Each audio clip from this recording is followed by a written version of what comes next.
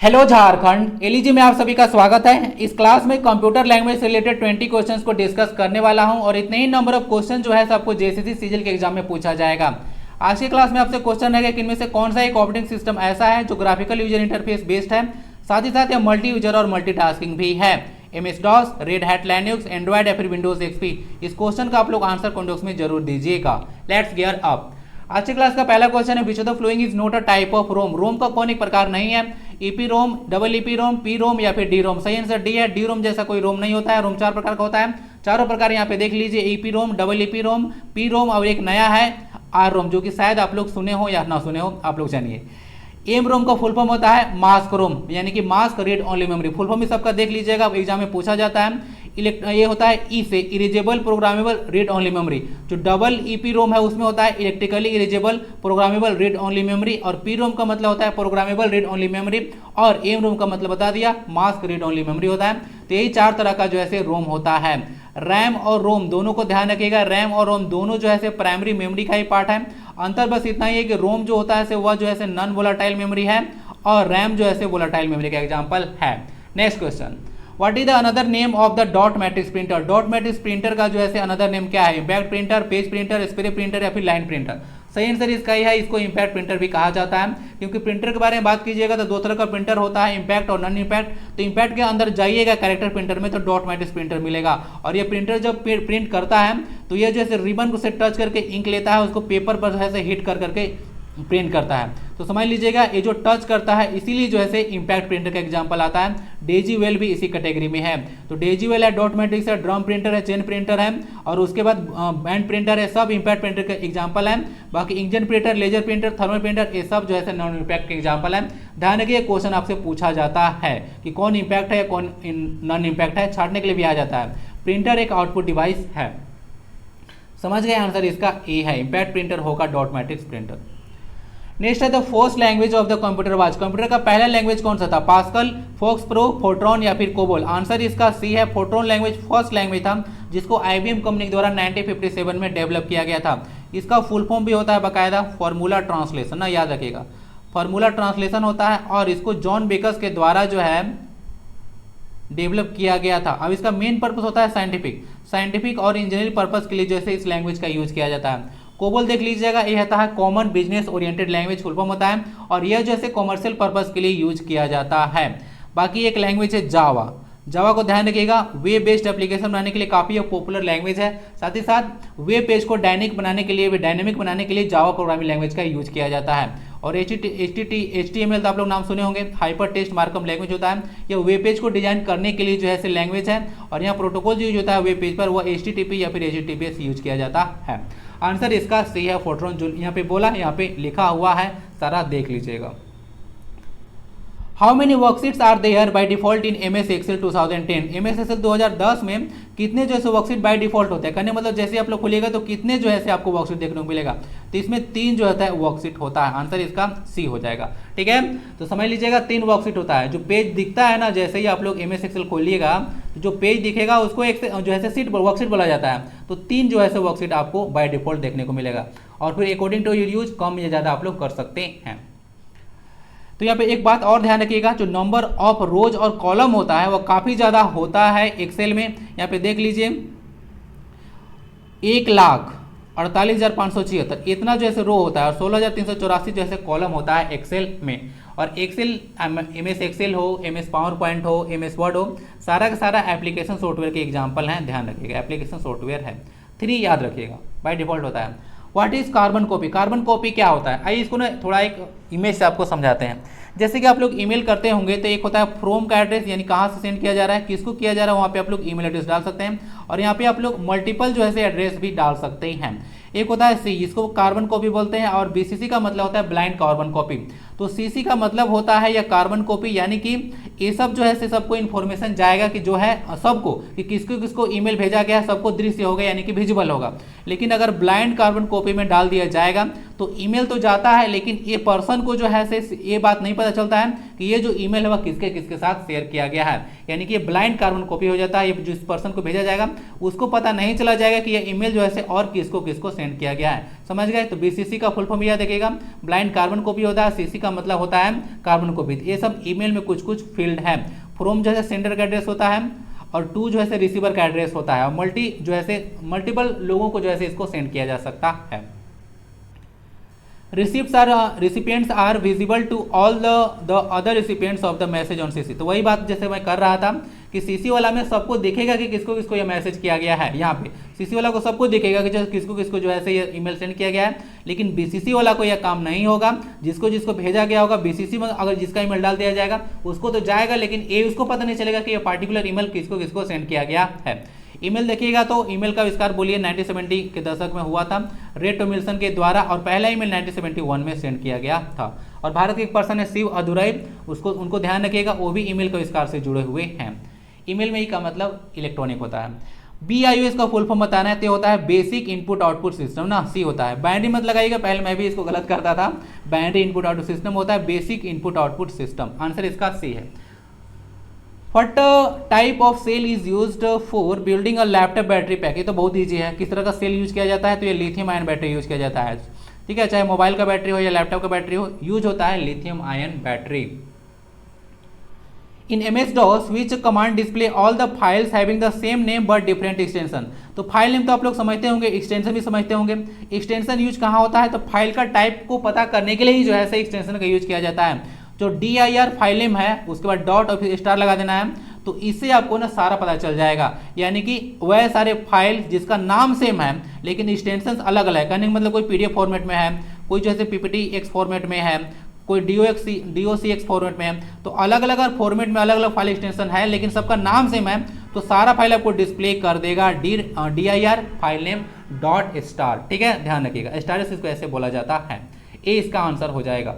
Next question है, Linux is generally a type of dash software, open source, commercial, proprietary या फिर shareware. Answer इसका ए है, या ओपन सोर्स सॉफ्टवेयर का एक एग्जांपल है, बात ध्यान रखिएगा। प्रोप्राइटरी का मतलब होता है किसी का मालिकाना हक है, उस तरह का सॉफ्टवेयर होता है। ओपन सोर्स के बारे में थोड़ा सा बात कीजिएगा, तो जहां से आप लोग सॉफ्टवेयर खरीदेंगे तो वह जो आपको क्या करेगा, यूजर को जो है सो थोड़ा बहुत ना यहाँ पे फ्रीडम दे देता है कि आप लोग उसका अपने अनुसार जो है एडिट कर सकते हैं, मॉडिफाई कर सकते हैं, किसी के साथ शेयर कर सकते हैं। ठीक है, चलिए आंसर इसका ए है, ओपन सोर्स या सॉफ्टवेयर का एग्जांपल है लाइनक्स।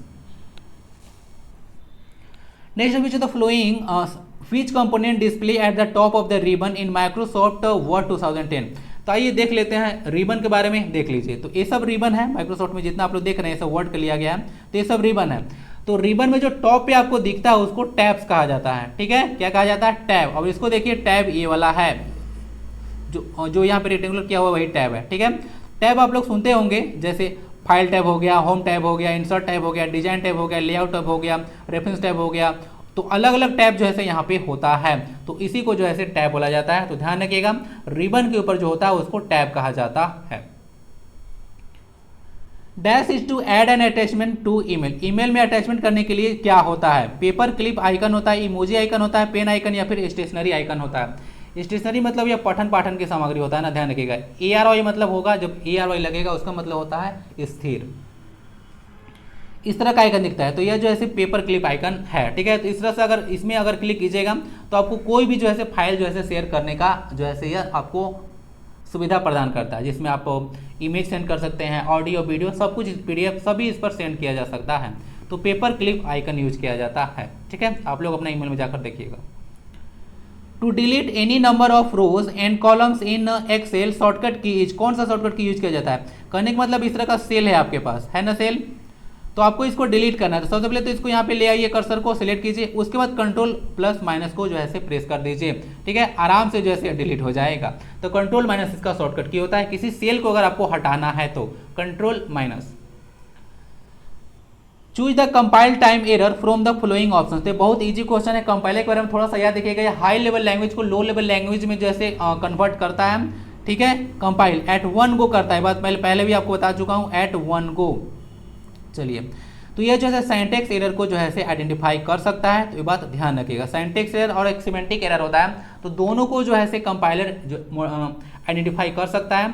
तो समझ लीजिएगा कि ये जो है एरर होता है, सिंटैक्स एरर होता है जो कि कंपाइलर आइडेंटिफाई कर सकता है। द एग्जाम्पल ऑफ इंटरनेट और सर्च इंजन आपको ढूंढना है, विंडोज है, लाइनक्स है, याहू है, फिर एमएस वर्ड है। आंसर इसका सी होगा। जो याहू है एक सर्च इंजन का एग्जांपल है, विंडोज देख लीजिएगा एक ऑपरेटिंग सिस्टम है, अभी बात किया था लाइनक्स के बारे में, तो ये भी जैसे एक ऑपरेटिंग सिस्टम है। और एमएस वर्ड क्या है, तो ये जैसे एप्लीकेशन सॉफ्टवेयर है, तो ध्यान रखिएगा। और जो जितने भी ऑपरेटिंग सिस्टम होते हैं वो सारे के सारे नाम में सिस्टम है, सिस्टम सॉफ्टवेयर होते हैं, ध्यान रखिएगा। तो याहू एक सर्च इंजन। अगर बात करें वर्ल्ड में सबसे ज़्यादा यूज किया जाने वाला सर्च इंजन, तो वह गूगल है, ध्यान रखिएगा, ठीक है। गूगल जो है यही गूगल कंपनी का ही है, उसी का सर्च इंजन है। फॉलोड बाय बिंग, बिंग जो है माइक्रोसॉफ्ट का ये जो सर्च इंजन है, तो दूसरा सबसे ज़्यादा यूज किया जाने वाला सर्च इंजन है। और अगर वेब ब्राउजर के बारे में बात कीजिएगा तो गूगल का क्रोम है सबसे ज़्यादा यूज किया जाने वाला, और उसके बाद एप्पल का जो सफारी है, एप्पल यूजर्स के लिए है, आइए यूजर आप लोग बोल दीजिए, तो उन लोग के लिए है सफारी सबसे ज़्यादा यूज, दूसरा सबसे ज़्यादा यूज किया जाने वाला web browser after Google Chrome. Google Chrome को 2008 में लॉन्च किया गया था। आंसर इसका सी होगा, याहू एक सर्च इंजन है। Which of the first sale address of the worksheet in Microsoft Excel 2010? कहने का मतलब है कि Microsoft Excel में फर्स्ट सेल का जो ऐसे एड्रेस कौन सा होगा, तो इसका सही आंसर A1 होगा, ठीक है। इसको देख लीजिएगा, तो यहाँ पे तो डायग्राम तो नहीं लाया हूँ, लगाया गया है, बट यहाँ पे ध्यान रख लीजिएगा, जो रो होता है, रो इस तरह का, वो जैसे नंबर क्या रहता है 1 2 3, और इधर ABCD रहता है ना ऐसे। तो पहले जैसे ग्रुप का नाम दिया जाता है, उसके बाद जैसे रो का नाम दिया जाता है। तो A1 जैसे पहला, इसके बारे में बात कीजिएगा, पहला, तो इसका नाम A होगा, ठीक है। फर्स्ट सेल इसी को बोला जाएगा। सॉरी यहाँ तो गड़बड़ ले लिया, अगर इस लाइन को 1 यहाँ लिखना होगा, 1 2, तो इसको हम लोग A1 बोलेंगे। आंसर इसका D है। Which character cannot be included in file name while saving the document in MS Word 2010? तो MS Word 2010 में आप लोग जाइएगा, लैपटॉप होगा या कंप्यूटर होगा, तो फाइल का नेम करने की कोशिश कीजिएगा, उसमें जैसे क्वेश्चन मार्क लगाकर जो ऐसे नेमिंग कीजिएगा, नहीं होगा, क्योंकि इसको सपोर्ट नहीं करता है। स्पेस बार दे सकते हैं। अल्फा न्यूमेरिक कैरेक्टर कहने का मतलब होता है नंबर, और आप लोग वर्ड्स लिख सकते हैं। डॉट कैरेक्टर भी दिया जा सकता है, लेकिन क्वेश्चन मार्क जो है एक्सेप्ट या नहीं करता है। MS Word 2010 के बारे में बात किया जा रहा है। Which of the following is और आर एग्जाम्पल और examples of word processor? Word processor का एग्जाम्पल कौन सा है? MS word, word perfect, both MS word और वर्ड परफेक्ट, या फिर इनमें से कोई नहीं? वर्ड प्रोसेसिंग सॉफ्टवेयर क्या होता है? तो वर्ड प्रोसेसिंग सॉफ्टवेयर जो होता है टाइप करने के लिए यूज करते हैं, रिज्यूमे बनाना होता है, किसी का टेस्ट बनाना है, तो बहुत सारा यूज होता है MS, मतलब बोलिए वर्ड प्रोसेसर का। तो आपका तो जो सबसे पॉपुलर है वो MS वर्ड है, और साथ ही साथ वर्ड परफेक्ट भी कुछ इसी कैटेगरी का एग्जाम्पल है। तो दोनों को दोनों जैसे वर्ड प्रोसेसर का एग्जाम्पल है, तो आंसर इसका सी होगा। नेक्स्ट क्वेश्चन है, which of the following keyboard shortcut is used to minimise all applications and display desktop in Windows operating system? तो विंडो ऑपरेटिंग सिस्टम में जितना भी, इस तरह से देखे होंगे कि आप लोग बहुत सारा चीज खोल के रखे हुए हैं, ठीक है, अलग अलग विंडो है। तो एक बार में चाहते हैं कि सारा विंडो जैसे मिनिमाइज हो जाए और आपको डेस्कटॉप दिख जाए, क्योंकि आपको दूसरा काम करना है, तो उसके लिए होता है विंडो लोगो के साथ डायरेक्ट जो है डी आप लोग को प्रेस कर देना है, विंडो लोगो, उसके बाद डी को प्रेस कीजिए। देखिए सारा जितना भी आप लोग खोले होंगे विंडोज, सारा का सारा मिनिमाइज हो जाएगा, और जो फर्स्ट पेज होता है आपका लैपटॉप या कंप्यूटर का डेस्कटॉप, वो अपीयर हो जाएगा। तो आंसर इसका डी है। बाकी सारा ऑप्शन भी यहाँ पे डाला गया है। Control plus shift plus escape जो की होता है वह माइक्रोसॉफ्ट टास्क मैनेजर को ओपन करने के लिए यूज किया जाता है। जो F5 होता है वो माइक्रोसॉफ्ट पावर पॉइंट में जो है स्लाइड शो के लिए यूज किया जाता है। और जो विंडो लोगों के साथ C होगा वह जो है अगर माइक्रोसॉफ्ट टीम से आप लोग चैट किए होंगे तो उसको ओपन करने के लिए यूज किया जाता है। आंसर इसका C है। नेक्स्ट क्वेश्चन आता है, in which of the following is not an input device? इनमें से कौन एक इनपुट डिवाइस नहीं है? लाइट पेन, टच पैड है, वीडियो है, या फिर इस क्वेश्चन को सही कर दूंगा, इसमें कुछ और ऑप्शन डाल दूंगा। आंसर इसका सी होगा वीडियो। ये होता है विजुअल डिस्प्ले यूनिट ना, ये जो होता है मॉनिटर को बोला जाता है विजुअल डिस्प्ले यूनिट। इसका मतलब है कि मॉनिटर क्या है? एक आउटपुट डिवाइस है, तो यह एक इनपुट डिवाइस नहीं होगा। आंसर इसका सी हो जाएगा, वीडियो। फुल फॉर्म देख लीजिएगा, वर्चुअल डिस्प्ले यूनिट या फिर वीडियो डिस्प्ले यूनिट इसको कहा जाता है, मॉनिटर को कहा जाता है। नेक्स्ट और लास्ट क्वेश्चन है जो आपसे शुरू में पूछा गया था, विच of the flowing operating system is a multi user and multitasking with graphical user interface? यानी ग्राफिकल यूजर इंटरफेस के साथ साथ मल्टी यूजर भी होना चाहिए और मल्टीटास्किंग होना चाहिए। तो MS DOS आपको मैं पहले पढ़ा चुका हूँ, अगर देख रहे होंगे रेगुलर, तो MS DOS बोला था कि ये काफ़ी टफ होता है यूज करना, या कैरेक्टर यूजर इंटरफेस पर कार्य करता है, और साथ ही साथ ये मल्टी यूजर है भी नहीं, ठीक है, तो ये बात ध्यान रख लीजिएगा, और मल्टीटास्किंग है भी नहीं। तो ये तो हो गया, आंसर कट चुका है। रेड हैट लाइनक्स जो होता है ये जो है मल्टी यूजर मल्टीटास्किंग है, लेकिन यह GUI पे कार्य नहीं करता है। एंड्रॉयड को तो छोड़ ही दीजिए, ये तो मोबाइल ही सब के लिए है, कंप्यूटर पर ये कार्य नहीं करता है। विंडोज XP इसका आंसर हो जाएगा।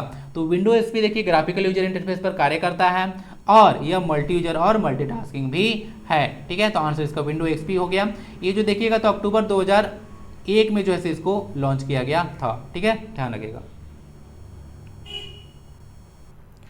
DOS देखिएगा तो इसका फुल फॉर्म होता है disk operating system, full form ही ध्यान रखें। तो यहाँ तक आते हैं तो जय हिंद जरूर लिखिएगा। मिलते हैं अगले क्लास में। वंदे भारतम, जय हिंद।